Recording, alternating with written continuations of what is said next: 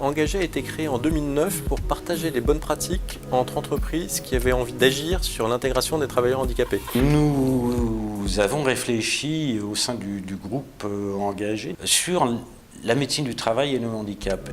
L'information des médecins du travail par rapport à la gestion du handicap et des situations est effectivement insuffisante. Le médecin du travail, bien sûr, connaît la déficience, il en connaît les conséquences pour la santé, mais ce qu'il ne connaît pas a priori, c'est la manière dont la personne le vit et quelles sont les adaptations possibles, qu'est-ce qu'on peut faire. Et donc il nous a semblé essentiel de créer un outil extrêmement pédagogique. Ce livre blanc a permis de bien valider qu'il était primordial d'avoir des actions de maintien dans l'emploi.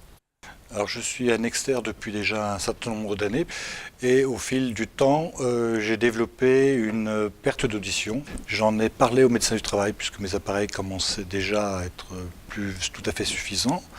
Ce qui m'a aidé le plus, c'est bien entendu de changer d'appareil. Le deuxième point qui m'a beaucoup facilité la vie, c'est le téléphone fixe. J'en étais arrivé quand j'avais pas les amplificateurs sur le téléphone fixe, de ne plus utiliser le téléphone fixe. Ça change vraiment la vie de pouvoir communiquer avec son téléphone fixe. C'est vraiment un problème de communication. Ce livre blanc, il explique aussi de quoi sont victimes les travailleurs handicapés, d'un certain nombre d'idées reçues. Les médecins ont des idées reçues sur la capacité de l'entreprise parfois à intégrer des travailleurs handicapés. Les travailleurs handicapés eux-mêmes ont des idées reçues sur le statut de travailleurs handicapés. Ils pensent tout un tas de choses qui sont fausses, à commencer par le fait qu'ils vont être placardisés s'ils déclarent leur handicap. Donc voilà un petit peu toutes les notions qu'on a voulu aborder à travers ce livre blanc, encore une fois, qui s'adresse aux services de santé au travail pour créer un référentiel commun et permettre un dialogue plus constructif avec les missions handicap.